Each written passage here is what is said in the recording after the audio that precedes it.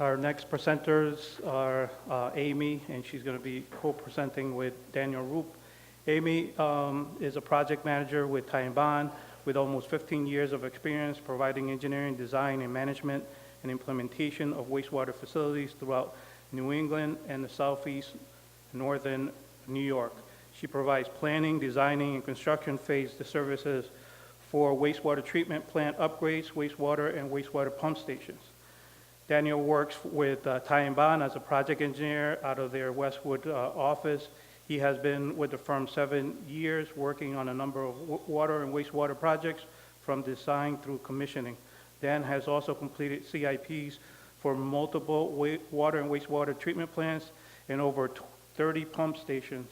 He received his master's in environmental engineering from WPI in 2012 and a bachelor's of science in geology from Bates College in 2010.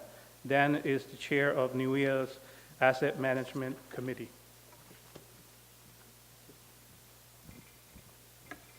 All right, so I've been told no jokes today.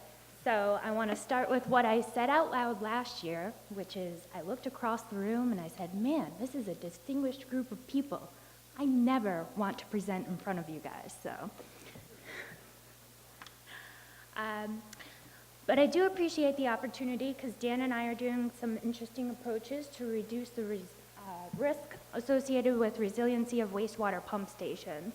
And this ties right into what Katie Dykes was talking about with taking care of the resiliency. Just a little bit of definitions. We are defining resiliency as bouncing back from a flood event.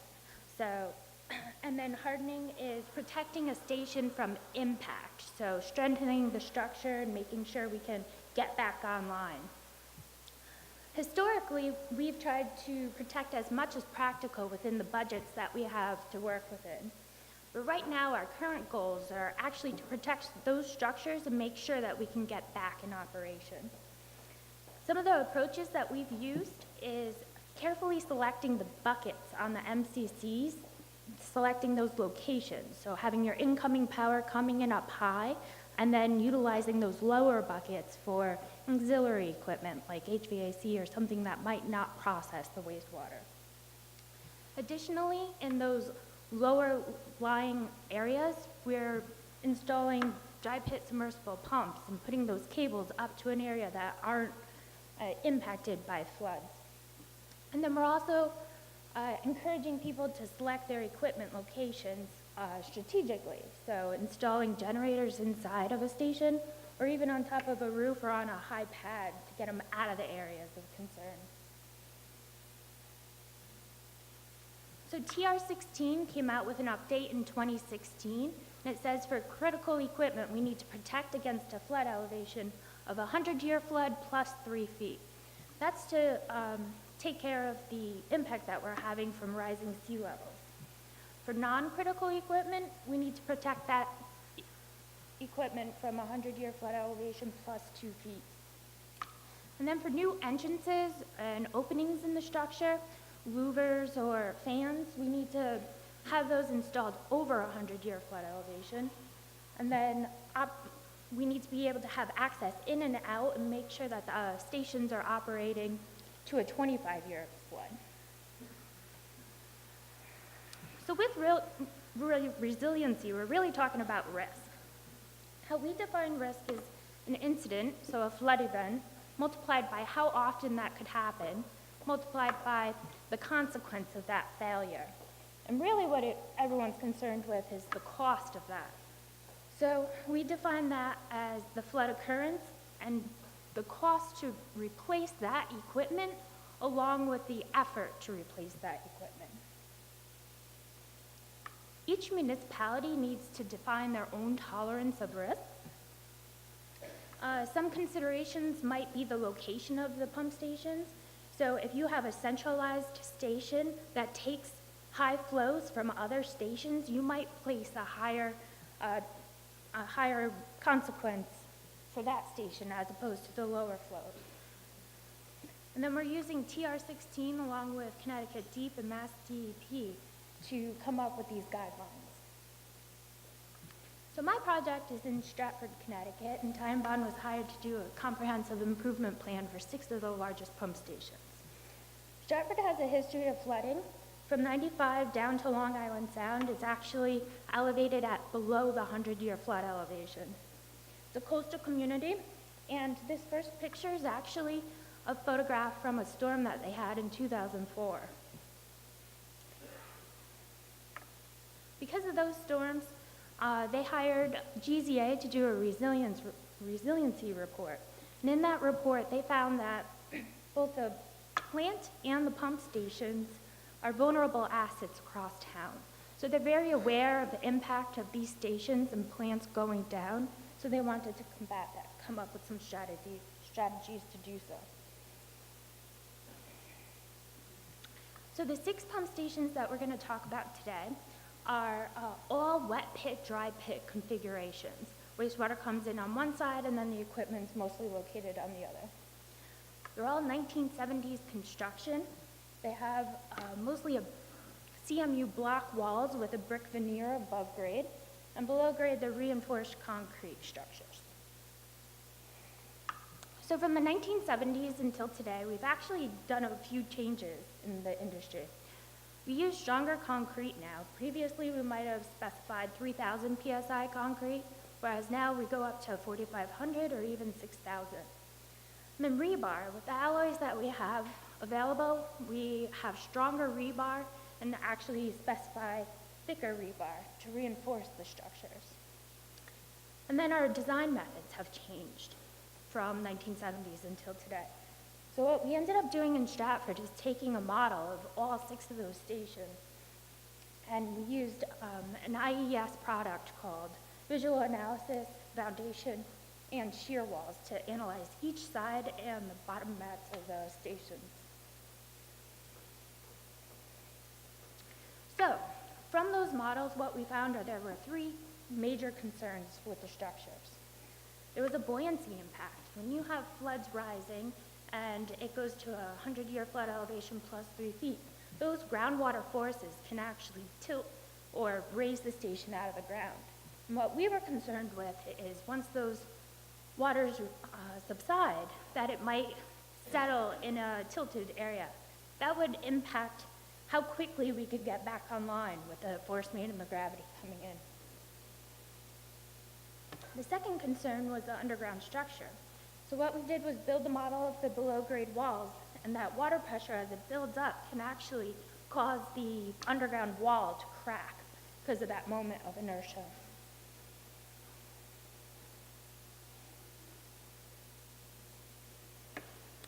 The third item that we looked at was the above-grade walls. So because these are mostly CMU block, they aren't and the design method has changed, they aren't actually reinforced as much as we would do now. So some of these flood elevations plus 3 feet are very close to the top of the ceiling of the station.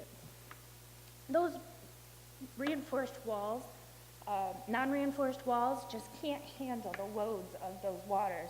And since 3 of these stations are in coastal areas, they can't take on the force of a wave action either. So cracking was a risk. So the options, what we employed across these stations are to harden the stations by excavating down and strengthening the below-grade walls. Then we proposed to rebuild the above-grade walls, take off the ceilings, and then replace them. The second item that we did was to install micropiles. We actually wanted to tie down the stations to counteract the buoyancy impacts and use that ground pressure to help hold it down. The third option that we looked at was to replace the stations. If the municipality had an area nearby that's town-owned and they could install a new precast system, we looked at that as well.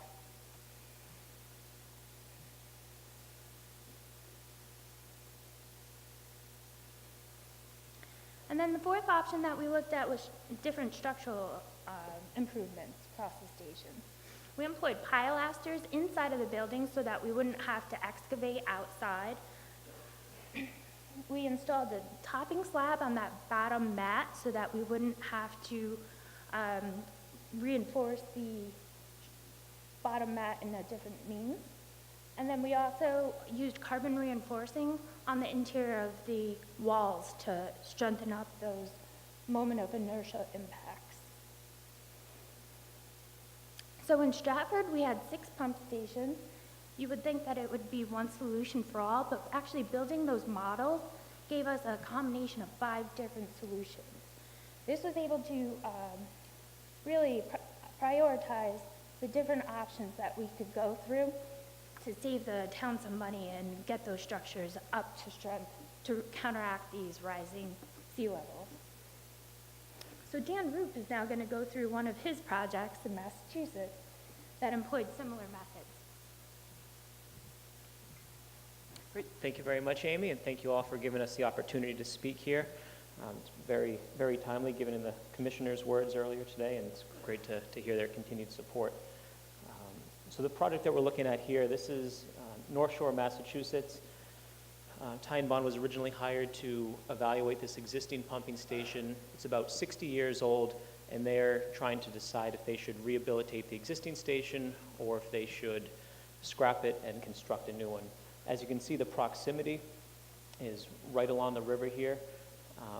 Downstream of this station and downstream of the river are some significant clam beds. Actually, more than 50% of the clams in Massachusetts come from the beds just down the river. There are significant recreational beaches just downriver too. So as Amy said, I'm the asset management chair for NUIA and run Ty and Bond's asset management practice, and we always think about consequence of failure or risk-based capital planning. And the consequence of this station failing is significant, or as drastic as it can be. Every drop of wastewater that's treated at their facility passes through this station, and then the recreational and economic impacts of failure are severe. So anyways, a little background on the station itself. About 60 years old, as I said. It's received a few upgrades over the years. It's a wet pit, dry pit setup, 2 stories. Down in the basement are dry pit submersible pumps, actually 3 large pumps. 2 of them are dry pit submersible, those ABSs, and then another is not dry pit submersible. That'll be replaced soon, most likely. The second story in the dry pit has or first floor rather, has the MCCs, SCADA equipment. You can see the generator in the background. So a lot of critical components here on the first floor that would be compromised in a flood event. And then over on the wet well side is a typical wet well. So as Amy said, there are guidelines out there that TR16 put out. You should be protecting critical equipment from damage to an elevation of 3 feet above the 100-year flood.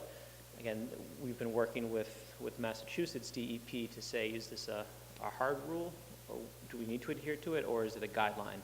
And as of now, it's a guideline. However, the community we're working with, they've made a commitment for all wastewater infrastructure projects from here moving forward shall be designed to withstand the 100-year plus 3-foot flood elevation. So that was a really nice decision by them, and that makes designing and planning that much easier and straightforward.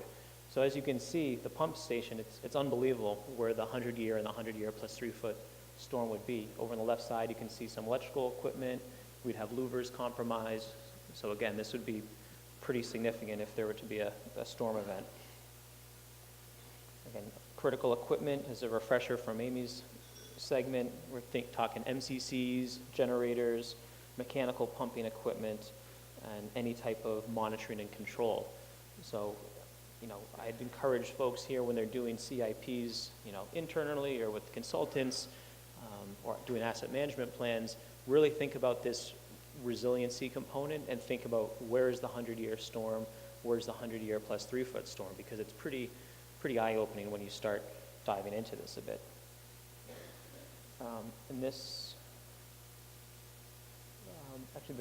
There is some good data out there too. It's not that difficult to collect. FEMA has their nice flood maps, which I'm sure many of you are aware of. Here's the pump station again. You can see its proximity to the river. There's a boat ramp right there, a lot of parking, recreational space. This is a really popular destination, particularly in the summer months, but it's used as a commercial fishing and shellfishing launch throughout the year. So there's our pump station. During the 100-year storm, here's where the water would come up to, which again breaches the station. And during the 100-year plus 3-foot storm, boom, all the way across the street. Really, really incredible. And again, to put that into 3D, picture's worth 1,000 words. Here you can see the height. I mean, the truck would be engulfed. The entrances to the dry well and the wet well would both be underwater. So again, completely compromising the facility. As you saw, the pumps are a dry pit submersible. However, those MCCs are flooded. That's no good. The generator, if power is lost, that would be no good. So there's a lot of compromised equipment here during a flooding event. No pump station talks complete without a nice wet well photo, so I wanted to throw this in here, just an additional deficiency, just to bear in mind if you're doing a resiliency study or any capital improvement plan, like safety is the most important thing, right? We want everyone to go home at the end of the day, and you could be doing a 5-year plan, a 1-year plan. If you see something that needs to be addressed safety related, like just do it. Don't wait for the consultant to finish their report. Like, there's no grading here above this wet well. The operators go down every day and tiptoe across, and that's not safe. There's no gas detection. When we went down, we used our meters, and there were some hits of higher elevation. So just a little safety moment this morning for everyone. Make sure you take this seriously and address it. So we advise to this community to take care of this as soon as possible, regardless of which direction we head.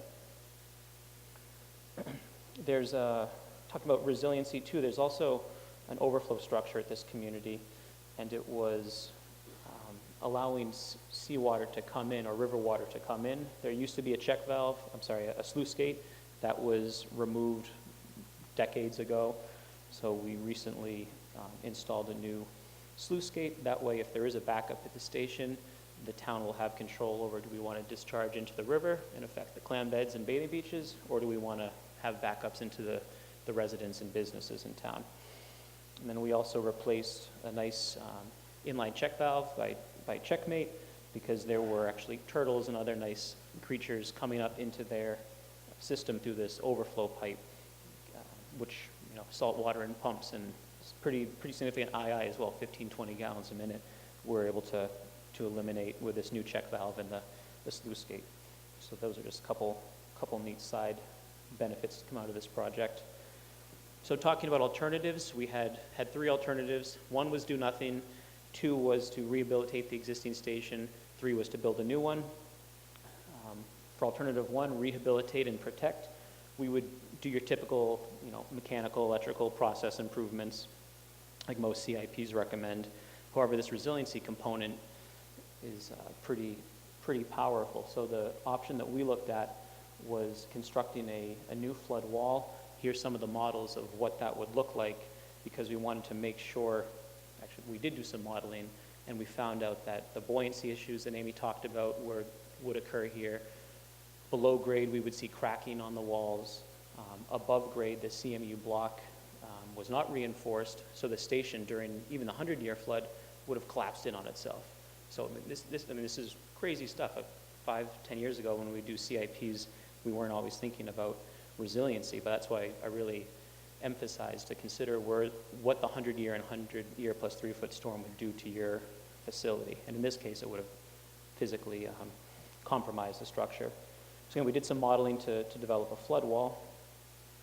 There were a number of other issues with this station in terms of capacity, future build out. So the town is going to be moving forward with the design of a new station. And here's some of the features I wanted to show for the new station to consider. It's just going to be probably about 100 feet west of the existing site, but then we'll remove the current station. That'll create more parking space and all that, so there's some nice new benefits there. But some design features for the new station, it's going to be a submersible station, but we are going to have the control building right there for the generator, MCC.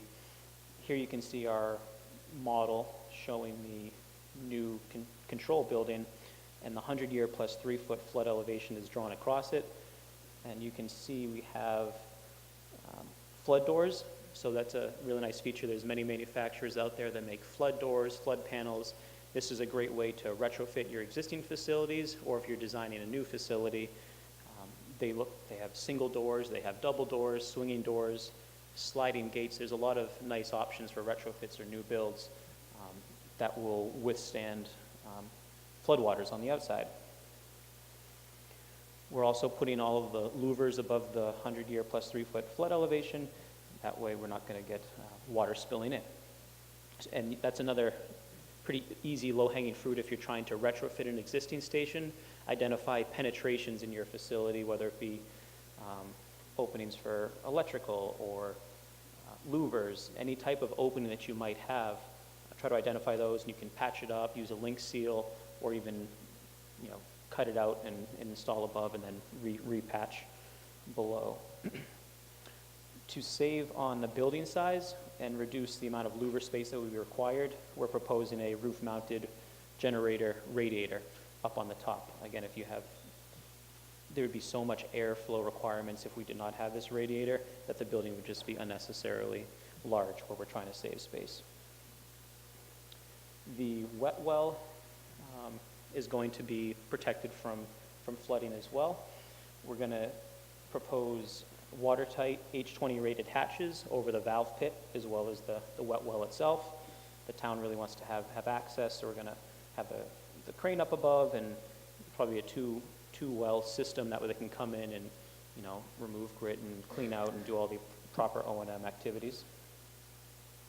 The walls will be designed to withstand flood pressures, so again, making sure they're thick enough so that those lateral pressures from water will not come in or not compromise the structure, and then make sure that it has enough mass so it doesn't float up. We don't want any twisting or tilting or the station to become dislodged from the influent and effluent piping.